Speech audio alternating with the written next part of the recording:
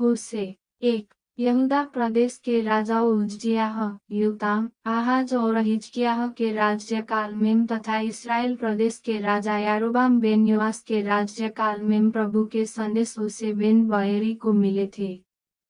2। प्रभु का संदेश होशे के माध्यम से यो आरंभ हुआ।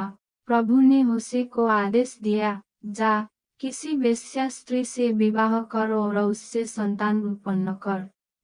यह संतान भी अपनी मां के समान निष्ठावान नहीं होगी।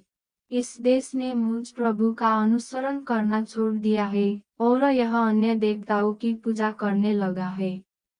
यह देश वेश्या के समान मेरे प्रति निष्ठावान नहीं रहा। 3। होशे गया। उसने गोमेर नामक स्त्री से विवाह किया। उसके पिता का नाम दिग्ब्लाइम था। गोमेर गर्भवती हुई। उसने एक पुत्र को जन्म दिया।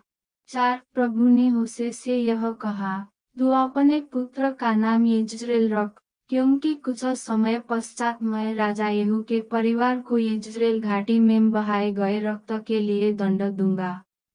मैं इस्राएल वंश के राज्य का अंत करूंगा।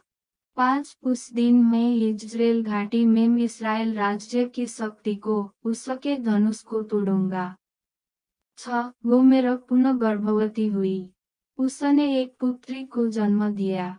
प्रभु ने होशे से यह कहा, तू पुत्री का नाम लोरुहामा रख, क्योंकि मैं फिर कभी इस्राएल वंश पर दया नहीं करूंगा, उसे कदापि क्षमा नहीं करूंगा।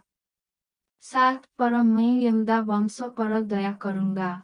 मैं उसको मुक्त करूंगा, धनुष से नहीं, तलवार से नहीं, युद्ध से नहीं, अश्व से नहीं, घुड़सवार सैनिकों से नहीं, वरन मैं स्वयं, उसका प्रभु परमेश्वर, उसे मुक्त करूंगा। 8। लोरुहामाह का दूध छुड़ाने के पश्चात गोमेर गर्भवती हुई।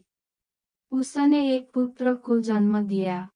9। प्रभु ने होशे से यह कहा, तू पुत्र का नाम लोअम्मी रख, क्योंकि तुम अब मेरे निज लोग नहीं रहे और न मैं तुम्हारा परमेश्वर रहा।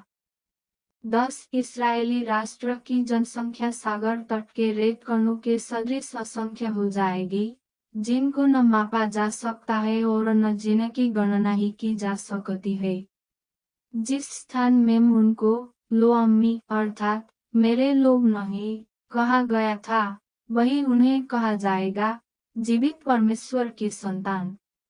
11। यहूदा प्रदेश के निवासी और इस्राएल प्रदेश के निवासी परस्पर संगठित होंगे।